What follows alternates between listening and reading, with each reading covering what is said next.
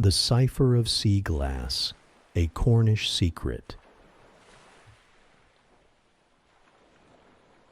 Welcome to this journey of imagination and mystery along the Cornish coast.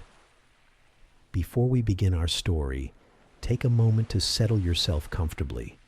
Find a position where your body feels supported and at ease. Take a deep breath in through your nose and exhale slowly through your mouth. Feel your shoulders relaxing, moving away from your ears with each breath.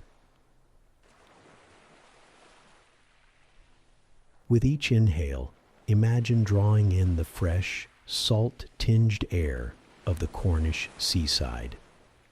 With each exhale, release any tension you've been holding. Close your eyes if you feel comfortable doing so. Imagine yourself standing at the edge of a coastal path. The late afternoon sun warms your skin. A gentle breeze carries the scent of salt and wild herbs. Below you, waves lap rhythmically against the shore, a natural metronome guiding your breathing. Listen to the distant call of seagulls, the soft rushing of waves, the whisper of wind through coastal grasses. These sounds will form the backdrop to our journey together. As I begin the story, allow your mind to create the images, to smell the salt air, to feel the sand between your toes. There's no need to analyze or remember every detail. Simply experience the journey moment by moment, just as our character does. Now, as your breathing has found its natural, relaxed rhythm, we begin our tale of discovery in the small village of Pendower Bay. You arrive in Cornwall as the late afternoon sun casts long golden fingers across the landscape. The journey has been long, but when you wind down the car window and breathe in the salt-laden air, a sense of peace washes over you. The coastal road curves gently through lush countryside, with occasional glimpses of the sea sparkling between gaps in the hedgerows. Your destination, the small village of Pendower Bay, awaits just beyond the next hill. Your cottage sits atop a modest cliff overlooking a sheltered cove. It is a charming stone building with a slate roof and blue-painted window frames, just as depicted in the photographs that drew you here. A small garden path lined with lavender leads to the front door. The scent mingles with the salty air as you retrieve your key from the lockbox. The door creaks softly as you push it open, revealing the cozy interior bathed in warm light. Inside, the cottage welcomes you with its simple comforts. A plush sofa faces a small fireplace, already set with kindling for your first evening.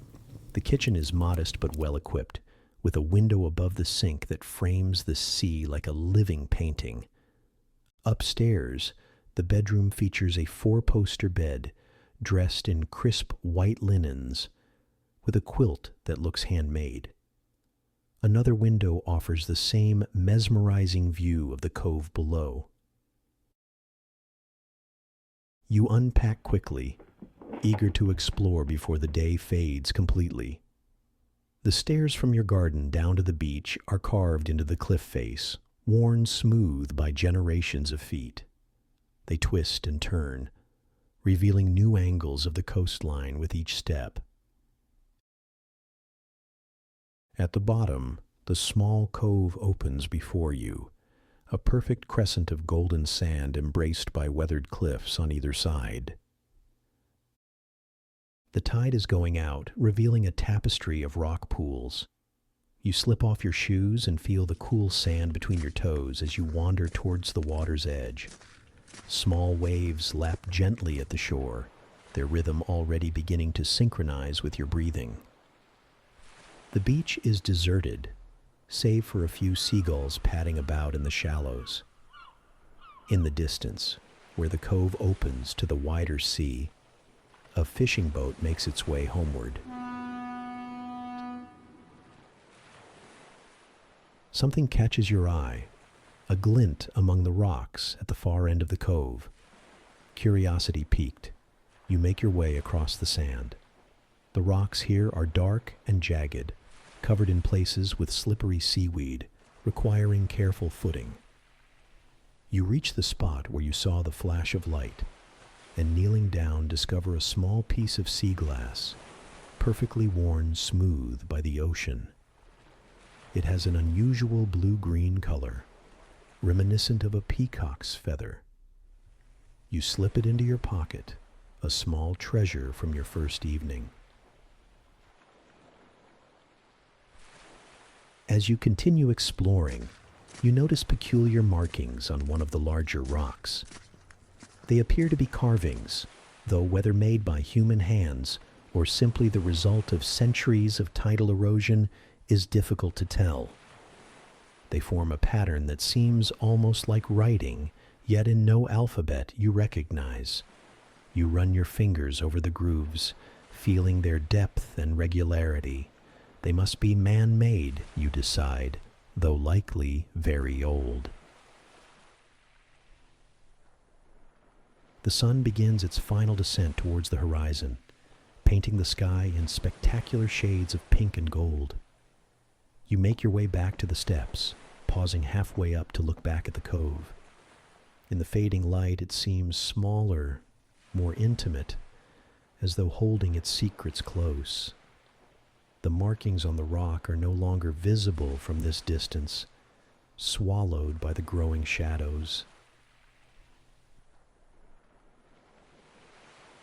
Back at the cottage, you prepare a simple meal and eat by the window, watching as darkness falls completely. Stars begin to appear, extraordinarily bright in the clear sky, unpolluted by city lights. After dinner, you light the fire and settle on the sofa with a book about local history that you found on the shelf. The pages speak of smugglers who once used these coves, of shipwrecks and treasure, of ancient tin mines, and the folklore of Cornwall. One chapter particularly catches your attention. It tells of the village's namesake, Pendower Bay, and how it was named after a local legend. According to the tale, centuries ago, a mysterious woman named Penelope Dower arrived in the village during a terrible storm. She was said to possess knowledge of healing herbs and the movement of stars. The locals were initially suspicious, but when she saved several children from a fever that had been claiming lives, she was accepted into the community. The book mentions that she lived in a cottage atop the cliffs, possibly the very one in which you now sit. The story continues that Penelope kept detailed journals of her knowledge and observations. After her death at a remarkably old age, the journals disappeared. Some believed they contained secrets of longevity, others that they held the location of a treasure she had brought with her.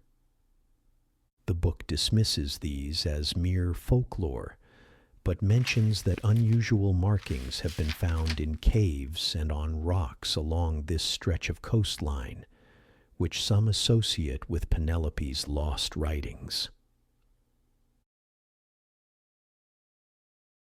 Your thoughts return to the strange markings you saw on the rock in the cove. Could they be connected to this legend? The coincidence seems too strong to ignore. You make a mental note to examine them more closely tomorrow in better light. The fire has died down to glowing embers, and your eyelids grow heavy. The combination of sea air, physical exertion, and the soothing crackle of the fire has made you pleasantly drowsy. You mark your place in the book and head upstairs to bed. As you drift towards sleep, the gentle sound of waves against the shore filters through the slightly open window. Your last conscious thought is of the mysterious Penelope Dower, and what secrets might lie hidden in this peaceful cove. Morning arrives with soft, diffused light filtering through the cottage windows. You wake slowly, enveloped in the comfortable warmth of the duvet. For a moment, you lie still, listening to the distant call of seagulls and the rhythmic shooshing of waves. There is no urgency here, no demands on your time. You are free to move at your own pace. After a leisurely breakfast of tea and toast with local honey, you dress in layers, mindful of the changeable coastal weather. The day is bright but cool, with a light breeze stirring the garden flowers as you step outside. The sea below is calm, its surface rippling gently under the touch of the wind, reflecting fragments of sunlight like scattered diamonds. The tide is fully out now, revealing much more of the cove than was visible last evening.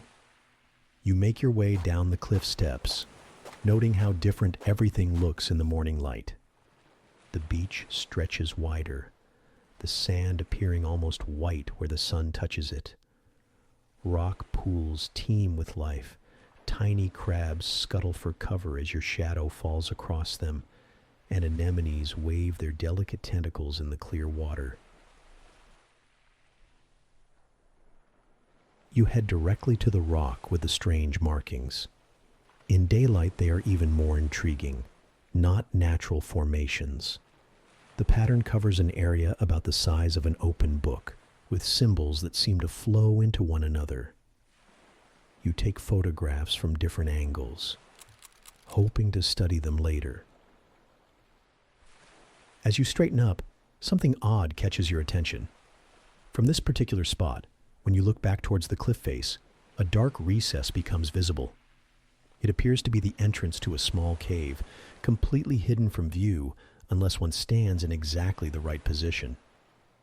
The opening is narrow, barely wide enough for a person to squeeze through, and would be completely submerged at high tide.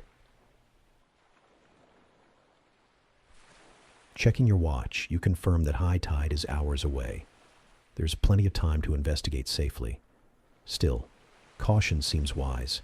You return to the cottage quickly to collect a torch and leave a note of your intentions, just in case. Back at the beach, you approach the cave opening with careful steps across the slippery rocks. The entrance is tight, requiring you to turn sideways to slip through. Inside, the space opens up enough for you to stand comfortably. Your torch beam cuts through the darkness, revealing walls of dark stone streaked with minerals that catch and reflect the light. The air is cool and damp, with the distinctive scent of seaweed and salt. The cave extends further back than expected, narrowing into a passage that curves away from the sea. You follow it cautiously, noting that the floor rises gently, taking you above the high tide line. After perhaps 20 meters, the passage opens into a small chamber. Here, your torch reveals something extraordinary. The walls are covered in markings similar to those you found on the rock outside, but far more extensive. These carvings cover entire sections of the wall, arranged in what appear to be deliberate panels, like pages of a book etched in stone. Some are accompanied by simple drawings, a crescent moon, stars in specific arrangements, plants, and what might be anatomical sketches. This must be connected to Penelope Dower, you think. Perhaps these are transcriptions from her lost journals. In the center of the chamber stands a stone formation that resembles a small table or altar. On its surface, you notice a shallow depression containing what appears to be a small collection of objects. Move in closer. Your torch reveals them to be pieces of sea glass, similar to the one you found yesterday, but in various colors: blue, green, amber, and a rare deep red. They are arranged in a pattern that mirrors one of the carvings on the wall. You resist the urge to touch anything, feeling that you have stumbled upon something precious and perhaps private. Instead, you take more photographs, capturing as much detail as possible in the dim light. The chamber has a solemn, peaceful atmosphere that discourages disturbance. You spend nearly an hour examining the carvings, trying to discern any recognizable patterns or repetitions that might give clues to their meaning. Eventually, aware of the passing time and the changing tide, you reluctantly make your way back through the passage to the cave entrance. Outside, the sun has risen higher, and the temperature with it. The tide has begun its slow return, water gradually reclaiming the lower beach. You make your way back to the cottage, your mind full of questions and possibilities. After lunch, you walk into the village, a collection of stone cottages and small shops arranged around a natural harbor. The village store doubles as a post office and local information point. The proprietor, a friendly woman with silver hair and sun-weathered skin, greets you warmly when you mention where you're staying.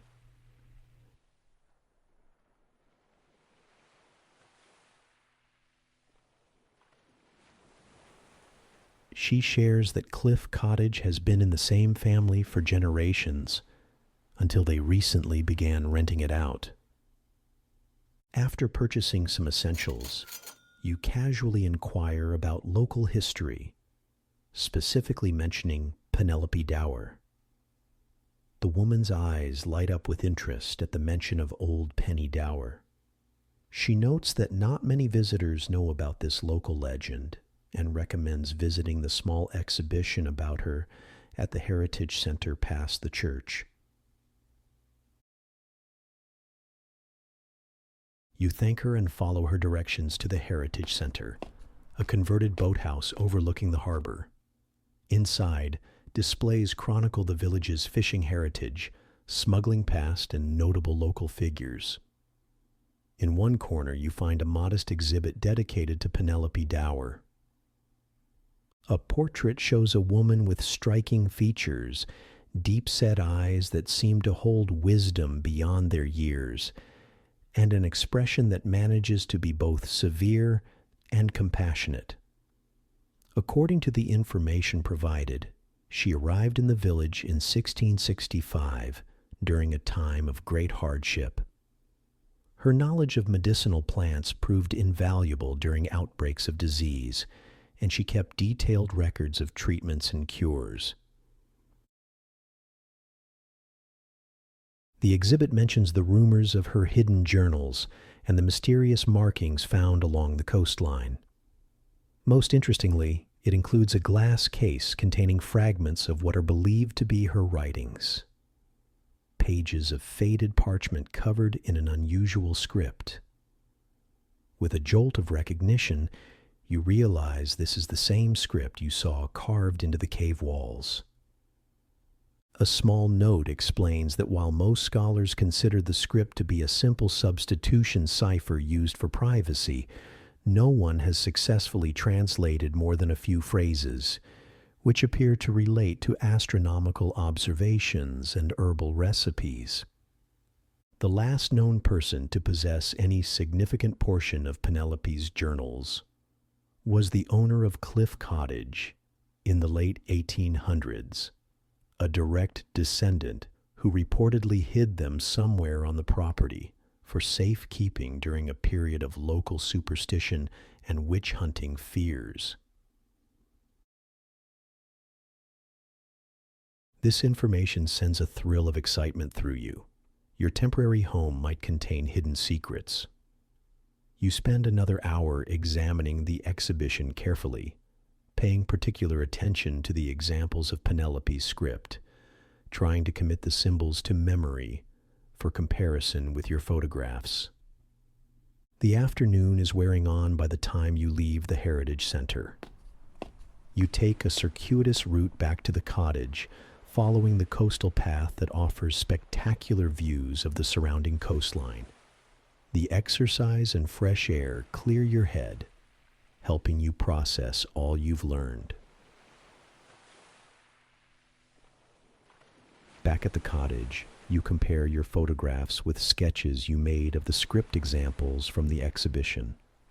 The similarities are unmistakable. These are examples of the same writing system. You notice something else as well.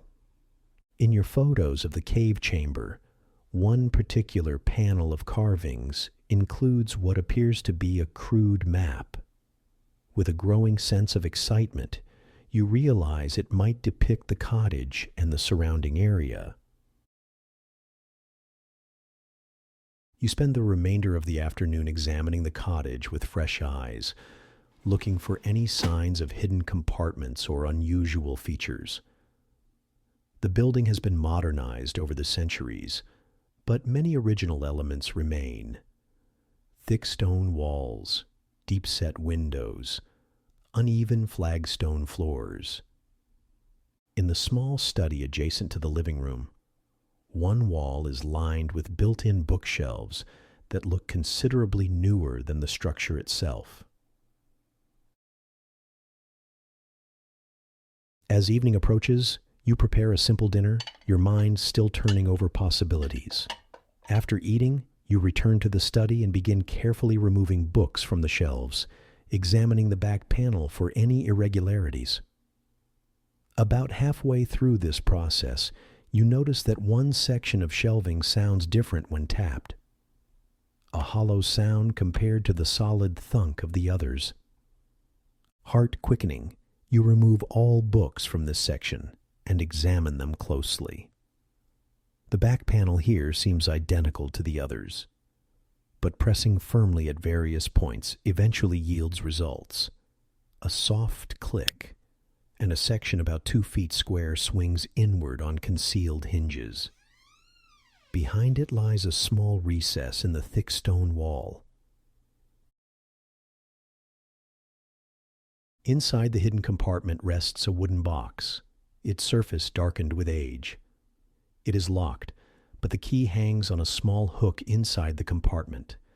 With careful hands, you lift out the box and place it on the desk. The key turns smoothly in the lock despite its apparent age.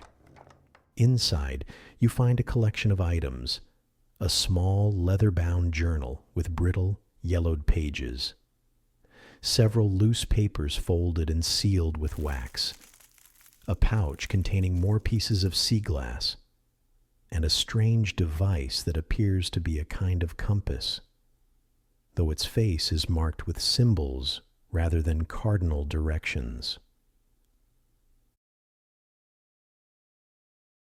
The journal is written in the same script you've been studying, interspersed with occasional passages in archaic English. These readable sections speak of astronomical observations, tidal patterns, and the medicinal properties of local plants.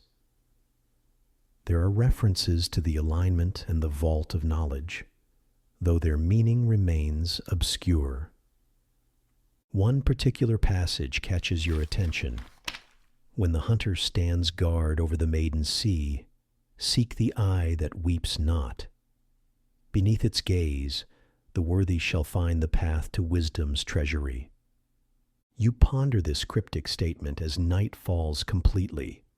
The phrase, "the hunter stands guard over the maiden sea," could be an astronomical reference, perhaps to constellations visible from the cove. Orion the hunter is prominent in winter skies. The eye that weeps not remains more puzzling. You decide to sleep on these questions, allowing your subconscious mind to work on them as you rest. That night, your dreams are vivid and strange. You see Penelope Dower walking along the beach, gathering plants from crevices in the rocks. She looks directly at you, her eyes knowing and kind, and points towards the cave entrance. The sea glass in your pocket feels warm, pulsing like a tiny heartbeat against your skin. You wake briefly, the dream still clear in your mind, then drift back into peaceful sleep. Morning brings fog, a thick white blanket that obscures the view from your windows. After breakfast, you return to the mysterious items from the hidden compartment. The compass-like device particularly intrigues you. Its needle moves, but not in alignment with magnetic north. Instead, it seems drawn to the pieces of sea glass when they are brought near. On impulse, you place the blue-green piece you found on your first day in the center of the device. The needle spins rapidly, then steadies, pointing directly towards the cove. A theory begins to form in your mind. What if the sea glass pieces are more than pretty trinkets? What if they somehow mark important locations? The fog is beginning to lift as you make your way down to the beach, the compass device and your piece of sea glass in your pocket. The tide is at its lowest ebb, revealing parts of the cove normally underwater. You head to the rock with the original markings and place the compass on its flat surface. The needle swings decisively towards the cave entrance. Inside the cave chamber, you arrange the sea glass pieces from the wooden box in the pattern you saw them in originally. The compass, when placed among them, spins its needle in a complete circle before stopping, pointing directly at one section of the carved wall that appeared blank before. Looking more closely now, you notice almost imperceptible differences in the texture of the stone here. Acting on instinct, you press gently on this section of the wall. Nothing happens. You try again with slightly more pressure, and this time feel a slight give. Applying steady pressure with both hands, you feel the section of wall move inward slightly, then slide to one side, revealing another passage beyond. This new passage is narrower and appears man-made rather than natural, with smooth walls and a level floor. Your torch beam shows that it extends straight into the cliff for about 10 meters before ending at what appears to be a solid stone door. This door bears a single carved symbol, a circle with radiating lines, like a simple sun. There is no obvious handle or mechanism to open this door. You examine it carefully, running your fingers over the carved sun. The center feels slightly different, perhaps a tiny depression. Remembering the eye that weeps not from the cryptic passage, you take out your piece of sea glass and place it in this depression. It fits perfectly. For a moment, nothing happens. Then you hear a series of clicks and grating sounds from within the door. Slowly, silently, it swings open, revealing a small chamber beyond. The room is perfectly dry, protected from the sea's influence. Your torch reveals walls lined with shelves carved directly into the rock. On these shelves rest dozens of leather-bound journals, rolled parchments, small boxes containing dried plants and minerals, and various instruments whose purpose you can only guess at. This must be Penelope Dower's hidden repository of knowledge, the vault mentioned in the journal. In the center of the room stands a stone pedestal. On it rests a single large book bound in leather that has been treated to resist the damp conditions. Unlike the other journals, this one is written entirely in English, though in an archaic form. The first page bears an inscription: "To the seeker who finds this place, use this knowledge wisely and for the benefit of all. Wisdom shared multiplies, wisdom hoarded withers."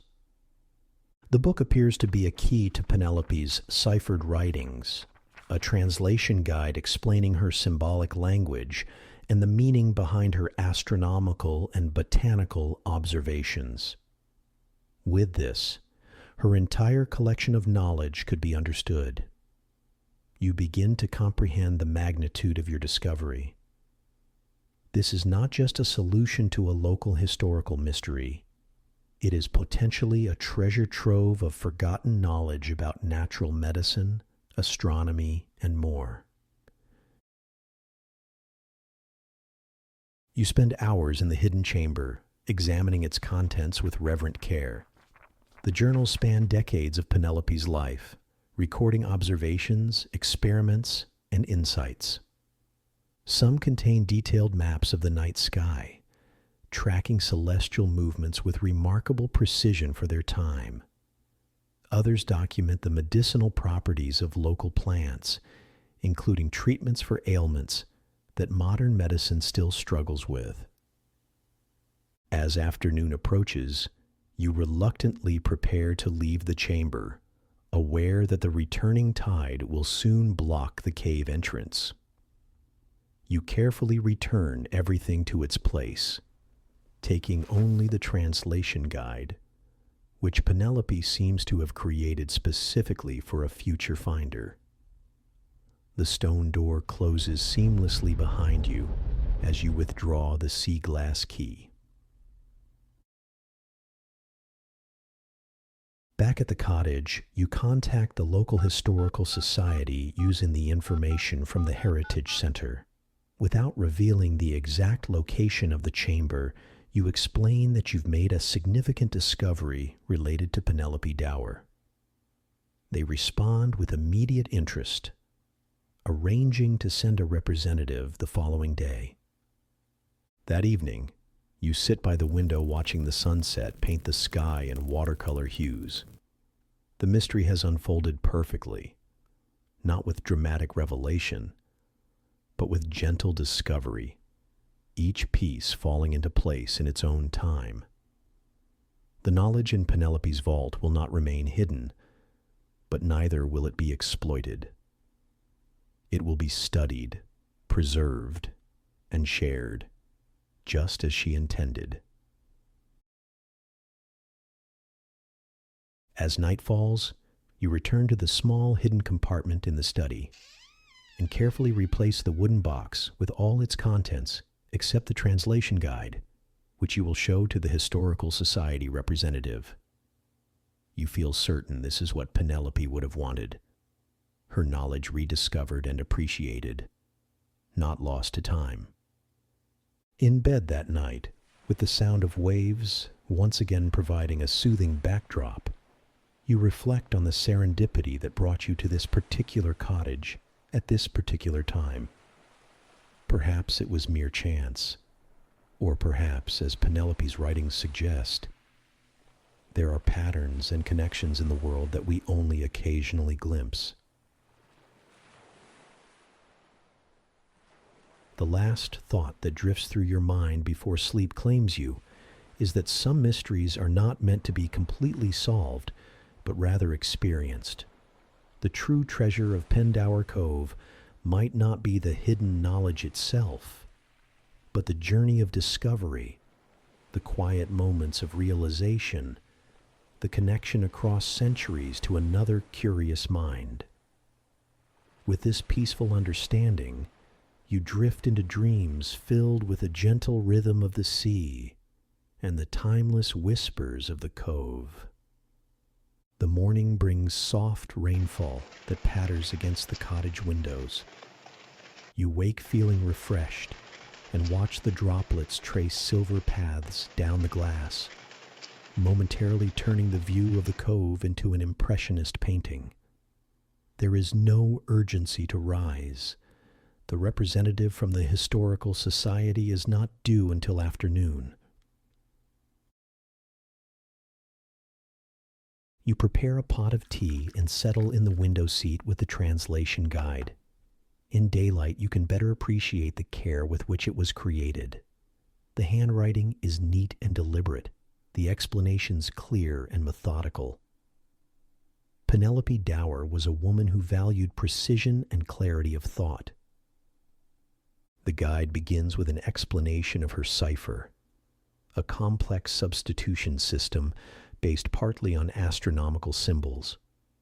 She developed it, she explains, not out of paranoia but from practical necessity. Her unorthodox ideas and independent research as a woman in the 17th century could have brought dangerous accusations of witchcraft or heresy. The privacy afforded by the cipher allowed her to document her findings honestly. As you read further, you discover that Penelope came to Cornwall fleeing persecution elsewhere. She had been educated unusually well for a woman of her time, tutored alongside her brother by their scholarly father. When both men died of fever, she found herself alone with their collective knowledge and a passionate curiosity about the natural world, but in a society deeply suspicious of learned women. Her writings reveal a mind centuries ahead of its time. She documented the correlation between moon phases and tidal patterns with mathematical precision. She understood the concept of infection before germ theory existed, insisting on cleanliness when treating wounds. She cataloged the medicinal properties of plants through careful observation and experimentation. Perhaps most remarkably, she established a small network of like-minded individuals, other isolated scholars, primarily women, with whom she corresponded in cipher. They shared knowledge and specimens, creating an invisible college of natural philosophy outside the male-dominated institutions of the day. The rainfall eases as morning transitions to afternoon. You prepare for the arrival of the Historical Society representative, selecting a few of the clearer photographs to share along with the translation guide. Precisely at the arranged time, a gentle knock sounds at the cottage door. The representative introduces herself as Dr. Catherine Trewin, a specialist in Cornwall's scientific history. She is a woman in her 50s with keen eyes behind round spectacles and an air of contained excitement when you explain your discovery. You show her the photographs and the translation guide, watching as her professional composure gives way to undisguised wonder. "This is extraordinary," she says, voice hushed, as she carefully turns the pages of the guide. "We've had fragments of Dower's work before, but nothing this comprehensive. The cipher key alone would be significant, but you're telling me there's an entire hidden archive." You nod, explaining the location in general terms and your theory that Penelope created the hidden chamber to preserve her life's work during a period of heightened superstition.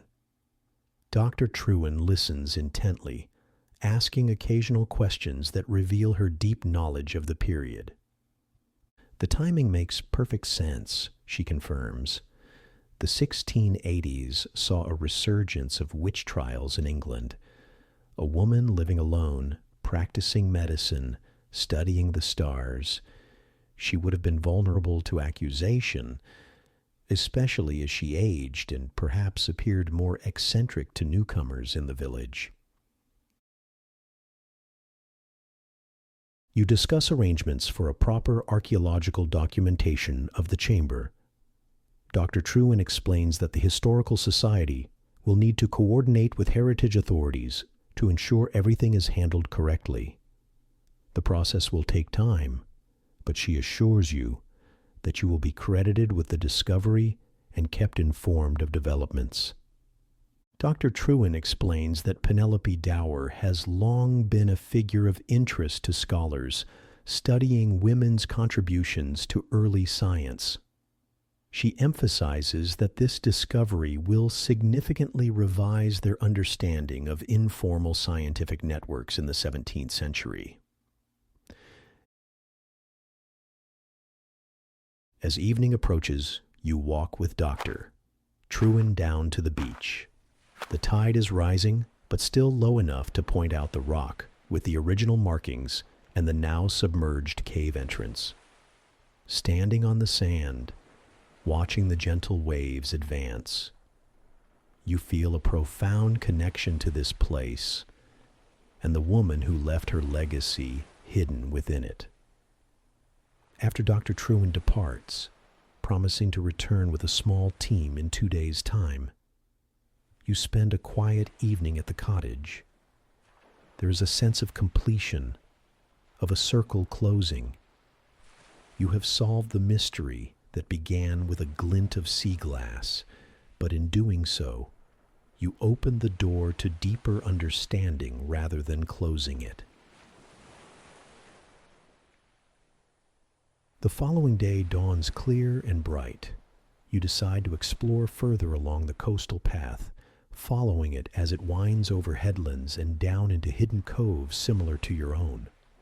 The landscape is ancient and enduring, shaped by millennia of wind and waves. It seems fitting that Penelope chose this place to preserve her knowledge, a coastline that understands the value of patience and the slow revelation of hidden things. In one sheltered cove, you find more pieces of sea glass, collecting them in your pocket. They are ordinary treasures, transformed by time and the elements from discarded fragments into things of beauty. Like knowledge itself, you reflect.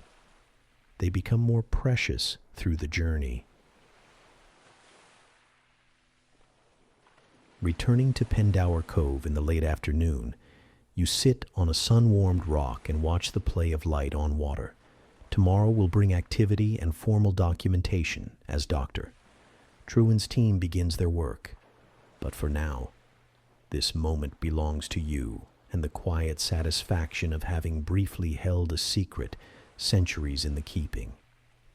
As the sun begins its descent, casting long shadows across the sand, you feel a profound peace. Some might consider the mystery only half solved, the contents of Penelope's archive still largely untranslated, its full significance yet to be determined. But you understand now that this is the nature of true discovery. It does not end with an answer, but opens into new questions, new possibilities. The tide turns, beginning its slow retreat from the shore. In the cottage above, a light comes on automatically as darkness falls. You remain a while longer, listening to the timeless voice of the sea. The waves whisper their eternal secrets, just as they did when Penelope walked this same beach centuries ago, gathering her sea glass keys and observing the stars that guided her understanding of the world. When you finally rise to return to the cottage, you leave behind your collection of newly found sea glass, arranging the pieces in a small spiral on the rock where you sat. A gift to the cove, a small marker of your passage through this story. As you climb the cliff steps for the last time before night fully claims the beach, you glance back. In the fading light, the pieces of glass catch a final ray of sun, glowing briefly like stars fallen to earth. Inside the cottage, you light the fire and prepare a final evening meal. Tomorrow will bring change as Penelope's secret knowledge begins its journey back into the world. But tonight is for quiet reflection, for honoring the connection between past and present, between one curious mind and another across the centuries. Good night.